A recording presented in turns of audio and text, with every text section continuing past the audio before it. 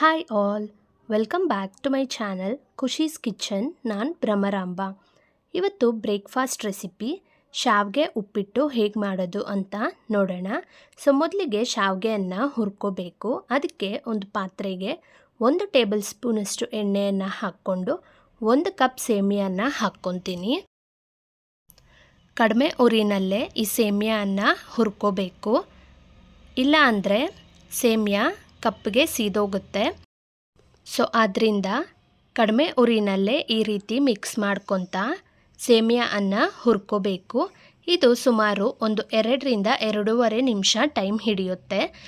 ಇಷ್ಟಾದರೆ ಈ ಕಲರ್ ಬಂದರೆ ಸಾಕು. ಈಗ ಇದನ್ನು ನಾನು ಒಂದು ಬೌಲ್ಗೆ ಹಾಕ್ಕೊತೀನಿ. ಮತ್ತೊಂದು ಕಡೆ ಒಗ್ಗರಣೆಗೆ ಇನ್ನೊಂದು ಬಾಣಲಿ ತೊಗೊಂಡು 2 ಟೇಬಲ್ ಸ್ಪೂನಷ್ಟು ಎಣ್ಣೆಯನ್ನು ಹಾಕ್ಕೊಂಡು ಎಣ್ಣೆ ಕಾದ ನಂತರ 1/4 ಸ್ಪೂನಷ್ಟು ಸಾಸಿವೆಯನ್ನು ಹಾಕಿ, ಸಾಸಿವೆ ಸಿಡಿದ ನಂತರ 1 ಸ್ಪೂನಷ್ಟು ಕಡಲೆಬೇಳೆ, 1/4 ಸ್ಪೂನಷ್ಟು ಉದ್ದಿನಬೇಳೆಯನ್ನು ಹಾಕ್ಕೊಂಡು ಲೈಟ್ ಬ್ರೌನ್ ಕಲರ್ ಆಗೋವರೆಗೂ ಇದನ್ನು ಫ್ರೈ ಮಾಡ್ಕೊತೀನಿ. ನಂತರ ಖಾರಕ್ಕೆ ತಕ್ಕಂತೆ ಹಸಿಮೆಣಸಿನ್ಕಾಯಿ, ನಾನು ಸುಮಾರು 8 ಹಸಿಮೆಣಸಿನ್ಕಾಯಿ ತೊಗೊಂಡಿದ್ದೀನಿ. ಇದಕ್ಕೇ ಸ್ವಲ್ಪ ಕರಿಬೇವಿನ ಸೊಪ್ಪು, ಹಾಗೆಯೇ ಒಂದು 2 ಈರುಳ್ಳಿಯನ್ನು ಈ ರೀತಿ ಸಣ್ಣದಾಗಿ ಕಟ್ ಮಾಡಿ ಹಾಕ್ಕೊಂಡು ಈರುಳ್ಳಿ ಸಾಫ್ಟ್ ಆಗೋವರೆಗೂ ಮಿಕ್ಸ್ ಮಾಡ್ಕೊತಾ ಫ್ರೈ ಮಾಡ್ಕೋಬೇಕು.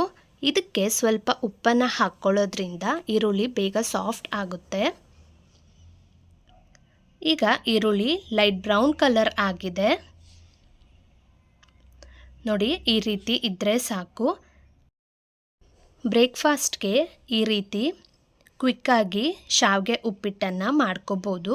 ಈಗ 1 ಕಪ್ ಸೇಮಿಯಾಗೆ ನಾನು 2 ಕಪ್ ಅಳತೆಯಲ್ಲಿ ನೀರನ್ನು ತಗೊಂಡಿದ್ದೀನಿ ನೋಡಿ. ಅದೇ ಕಪ್ ಅಳತೆಯಲ್ಲಿ ನೀರನ್ನು ಹಾಕ್ಕೊಂಡು ನೀರನ್ನು ಕುದಿಲಿಕ್ಕೆ ಬಿಡಬೇಕು. ಇದು ಸುಮಾರು 3 ನಿಮಿಷ ಟೈಮ್ ಹಿಡಿಯುತ್ತೆ ನೀರು ಕುದಿಯಲಿಕ್ಕೆ. ಈಗ ಇದಕ್ಕೆ ಸಣ್ಣದಾಗಿ ಕಟ್ ಮಾಡಿರುವಂಥ ಕೊತ್ತಂಬರಿ ಸೊಪ್ಪನ್ನು ಹಾಕ್ಕೊಂಡು ಮಿಕ್ಸ್ ಮಾಡಿ ಮತ್ತೆ 2 ನಿಮಿಷ ಬಿಡ್ತೀನಿ. ನೀವು ಬೇಕಿದ್ದರೆ ಒಗ್ಗರಣೆ ಹಾಕಬೇಕಾದ್ರೇ ತರಕಾರಿ ನಿಮಗಿಷ್ಟ ಆಗಿರುವಂಥ ತರಕಾರಿಗಳನ್ನು ಆ್ಯಡ್ ಮಾಡ್ಕೋಬೋದು. ಈಗ ನೀರೂ ಸಹ ಕುದಿ ಬರ್ತಿದೆ. ಹುರಿದಿಟ್ಕೊಂಡಿದ್ದ ಸೇಮಿಯಾನ ಹಾಕ್ಕೊಂಡು ಈ ರೀತಿ ಮಿಕ್ಸ್ ಮಾಡ್ಕೋಬೇಕು. ಸ್ವಲ್ಪನೇ ಸೇಮಿಯಾನ ಹಾಕ್ಕೊತಾ ಈ ರೀತಿ ಮಿಕ್ಸ್ ಮಾಡ್ಕೋಬೇಕು. ಈಗ ಇದನ್ನು ಒಂದು 2 ನಿಮಿಷ ಬಿಡೋಣ. ನಾನು 1 ಕಪ್ಗೆ 2 ಕಪ್ ಅಳತೆಯಷ್ಟು ನೀರನ್ನು ಹಾಕ್ಕೊಂಡಿದ್ದೀನಿ. 1 ಕಪ್ಗೆ 1/4 ಕಪ್ಪಷ್ಟು ನೀರನ್ನು ಸಹ ಹಾಕ್ಕೋಬೋದು. ನೀರು ಕುದಿಸ್ಬೇಕಾದ್ರೆ 1/4 ಕಪ್ಪಷ್ಟು ನೀರು ಕಡಿಮೆ ಆಗುತ್ತೆ.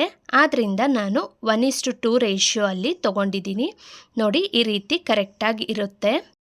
ನಾನು ನೀರು ಹಾಕಿದ ನಂತರ ಉಪ್ಪನ್ನು ಚೆಕ್ ಮಾಡಿಕೊಂಡು ಆ್ಯಡ್ ಮಾಡಿದ್ದೆ. ಆ ಕ್ಲಿಪ್ಪಿಂಗ್ ಮಿಸ್ ಆಗಿದೆ.